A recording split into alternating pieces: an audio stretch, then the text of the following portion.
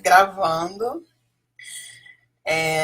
Olá, meu nome é Glória Marins, eu sou geóloga. Hoje eu venho aqui compartilhar um pouco do meu conhecimento. Trabalho há 20 anos na área de saúde, segurança e meio ambiente. Escolhi um tema para falar com vocês que é sobre licenciamento ambiental. É um tema muito importante. Trabalho na indústria de óleo e gás, então vou focar, e até mesmo pela Ligue Petro, nas atividades de exploração e produção de petróleo. E a intenção é trazer algumas dicas e transferir alguns dos conhecimentos, né, que eu adquiri ao longo desses 20 anos para vocês. Né? O processo de licenciamento ambiental é um processo pelo qual um órgão ambiental, quer seja ele o IBAMA, que é o órgão federal, ou os órgãos estaduais, mas atualmente os municípios conseguem licenciar não atividades de óleo e gás por conta do porte da atividade e do grau de impacto também. Mas outras atividades menores, outras instalações, muitos municípios que já têm um plano diretor, eles conseguem, sim, e com uma equipe, emitir as licenças ambientais. Então, o órgão, né, através desse processo de licenciamento, que é um processo administrativo, ele licencia a localização, a instalação e a operação de empreendimentos. Né? Empreendimentos que são potencialmente poluidores. Né? Quando a gente fala em potencialmente poluidores, são atividades que podem causar degradação ambiental.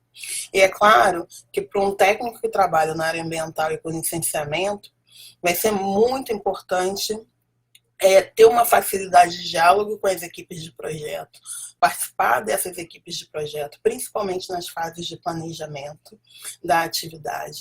Para quê? Para entender, de fato, qual é a natureza, os aspectos da atividade que vai ser implantada, quer seja ela na fase exploratória, né, o exemplo de uma pesquisa sísmica, de uma perfuração de um poço, quer seja onshore ou offshore, até mesmo atividade de produção, para entender e conseguir dimensionar as características desse licenciamento, inclusive os prazos. Então, uma das missões que as equipes de licenciamento têm na indústria de óleo e gás, quando a gente pensa no volume de recursos, na quantidade de investimento que as empresas têm na fase de exploração, principalmente, é muito importante compatibilizar o prazo do licenciamento ambiental, né, com a emissão dessa licença para garantir que não hajam prejuízos na empresa por conta da contratação de equipamentos, sondas de perfuração, equipes sísmicas, sem que a licença tenha sido emitida. Então, o processo de licenciamento ele vai obedecer de uma maneira geral, e aí não é só para o óleo e gás, algumas etapas, né, que passam ali pela definição do órgão competente. Esse é um ponto muito importante. Né? Se é uma atividade no mar, marítimo, não tenha dúvida, é o órgão federal que vai licenciar. Mas se for uma atividade terrestre, e se essa atividade, por exemplo, abranger mais do que 2 ou mais estados, essa atividade também poderia ser licenciada ou poderá ser licenciada pelo órgão federal, dependendo das características dela. Então, via de regra, atividades pontuais como a perfuração de um poço, ela pode estar localizada em um único estado, por mais que o bloco exploratório, a área da concessão, abranja mais do que um estado.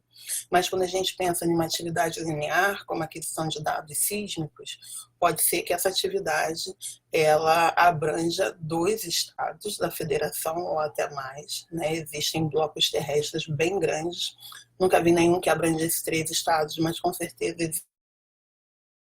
existem blocos no limite entre o Maranhão e Piauí, entre ali o Tocantins também, talvez tenha ali na Bacia do Parnaíba, sim, blocos que estejam ali pegando 2 estados. E aí essa atividade, sim, poderia ser licenciada pelo órgão federal. Então, esse é um ponto muito importante de entender a natureza dessa atividade e ter a certeza de qual órgão é competente para licenciar. E aí existe a Lei Complementar 140/2011, que disciplina direitinho quais são os casos em que a competência do licenciamento é da União, no caso pelo IBAMA, ou dos estados ou dos municípios. E aí, essa é uma outra dica que eu dou, que é muito importante, né? A questão de entender a natureza do projeto e os aspectos ambientais da atividade é um ponto muito, muito importante para o desenvolvimento de um estudo de impacto ambiental que reflita efetivamente os impactos e a atividade que está sendo licenciada.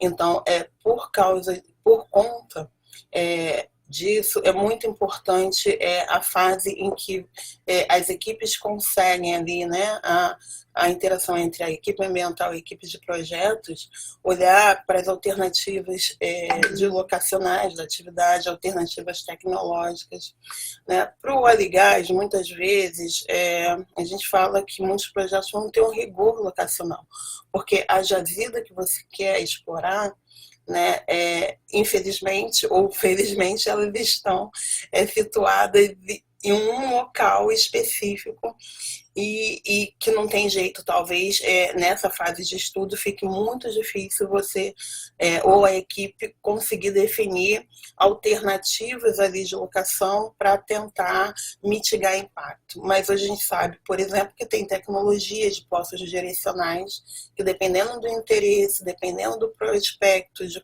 como a geologia se mostra, pode ser sim que uma alternativa de afastar um pouco a locação, fazer um poço direcional, pode ser uma condição que, por exemplo, mitigue ou tire essa área dessa locação, de uma área de preservação permanente ou de alguma área que tenha uma população, uma comunidade estabelecida. Então, outra dica é trabalhar sempre em prol, buscando alternativas, né, inclusive tecnológicas também, né, que mitiguem o impacto. Quanto a fase em si, quando a gente pensa de elaboração do estudo ambiental, então, uma vez conhecido o projeto, né, explorando as alternativas tecnológicas, locacionais que sejam, envolver a comunidade, principalmente em área onshore, né? Offshore a gente usualmente pode ter um impacto sobre comunidades pesqueiras que acessam essas áreas marítimas para desenvolver atividade econômica ou até mesmo turismo, se a atividade estiver muito próxima à costa, mas hoje em dia no nosso sistema de licenciamento, em geral a atividade de óleo e gás vai ocorrer pelo menos afastada aí 50 quilômetros da costa, em lâmina d'água superior a 50 metros, né? O que mitiga bastante a interferência com áreas muito sensíveis próximo à costa e as comunidades, né, principalmente de pesca artesanal. Mas quando nós estamos no ambiente onshore, essa interação com a comunidade, ouvir a comunidade quando está se desenvolvendo estudos de impacto ambiental é muito importante. É muito importante para gerenciar expectativas, para integrar também, estabelecer um canal de comunicação com a empresa. E o mesmo vai ocorrer, deve ocorrer, esse gerenciamento de stakeholder, a implementação de projetos sociais durante a atividade.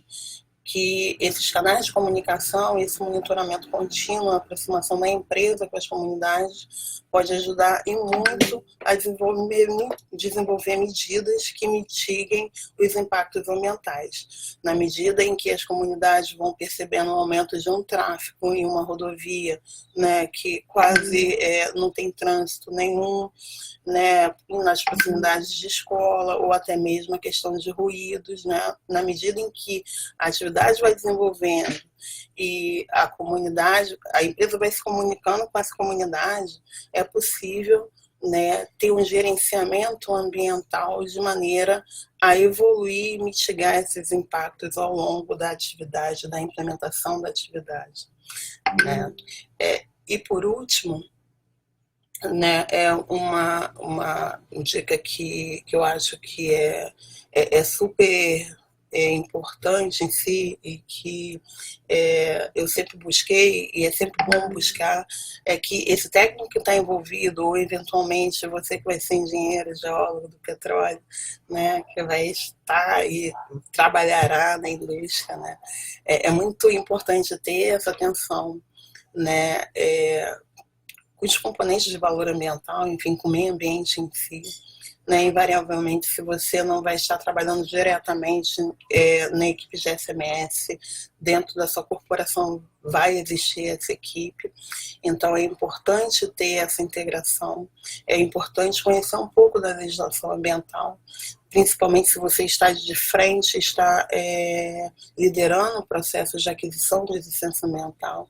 Então, é possível sim sentar com o órgão ambiental, entender, né, quais são as questões específicas do licenciamento, né, licenciamento terrestre para óleo e gás, invariavelmente cada estado pode ter uma legislação diferente, né, é claro que é subordinada à legislação ambiental federal, mas a maneira de licenciar, os requisitos para o licenciamento podem ser diferenciados, então são questões que devem ser observadas para que se tenha um bom desempenho ambiental da atividade. Esse é o meu recado, né? Fico à disposição, enfim, para tirar dúvidas, enfim, meu contato, eu acredito que o pessoal da Ligue Petro vai deixar para quem quiser conversar mais comigo, e é isso. Obrigado pela audiência. Eu espero realmente que eu tenha contribuído.